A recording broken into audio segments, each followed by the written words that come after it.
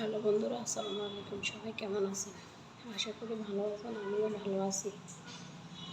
তবে আমার নতুন ভিডিওতে সবাইকে স্বাগতম। সবাই আমার চ্যানেলটি লাইক, শেয়ার, কমেন্ট করবেন এবং সাবস্ক্রাইব করতে কিন্তু ভুলবেন না। আজকে আপনাদের সাথে একটা স্পেশাল ভিডিও শেয়ার করতে যাচ্ছি। আসলে আপনাদেরকে কখনো বলাই হয় নাই যে আমার ছোটো বোনের বেবি হবে, ওর জন্য ছোটো খেতা সেলাই করতে হবে। তবে আমি বেশি কিছু সেলাই করে নাই, তবে গর্জিয়াসভাবে সেলাই করছি যে ওইগুলো আছে। মানে ওইটা আমার গ্রামের বাড়িতে এখনও আনা হয় নাই। তবে আমি যেখানে থাকি ওইখানে মানে মোটামুটি ওড়না দিয়ে যেগুলো সেলাই করছি সেগুলো আপনাদের সাথে শেয়ার করব, আর দেখতেই থাকুন। দেখুন, তেমন একটা পারি না তো এই জন্য।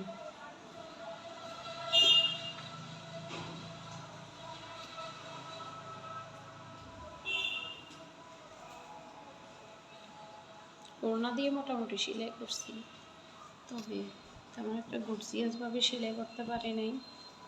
সময়ের স্বল্পতা বা আমার ছোটো বেবি আছে, বেবিটা অসুস্থ, তো তার জন্য তেমন একটা গর্জিয়াসভাবে সেলাই করতে পারি না। তবে চেষ্টা করছিলাম, কিন্তু আমার বেবি আজকে 1 সপ্তাহ যাবৎ অসুস্থ।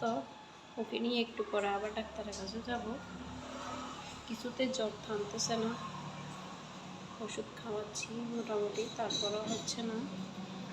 তবে দেখতেই থাকুন।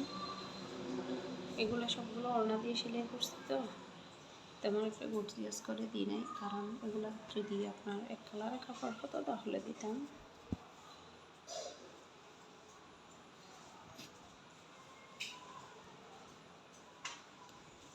সবাই আমার সঙ্গে থাকার জন্য ধন্যবাদ।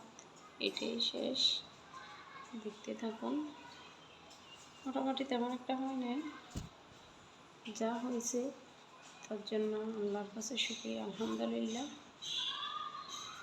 সবাই আমার সঙ্গে থাকার জন্য ধন্যবাদ। আসলে আমার বাবুটা এমনিতে বেশি অসুস্থ, ওকে নিয়ে কিছুক্ষণ পরে ডাক্তারের কাছে যাব। এখন ঘুমে আছে, সারা রাত ঘুম যাইতে পারে নাই, তো জ্বর বেশি কারণে একটু পরে ডাক্তারের কাছে যাব। আমার বাবুটা এই রুমটা সারাক্ষণ মেতে আনন্দ উল্লাসে ভরপুর করে রাখতো, কিন্তু আসলে আজকে 1 সপ্তাহ যাবৎ আমার ছেলেটা কী হয়েছে আমি নিজেও জানি না, ও খুবই অসুস্থ। সবাই আমার ছেলের জন্য দোয়া করবেন। আজকের মতো এখানেই শেষ। আল্লাহ হাফিজ।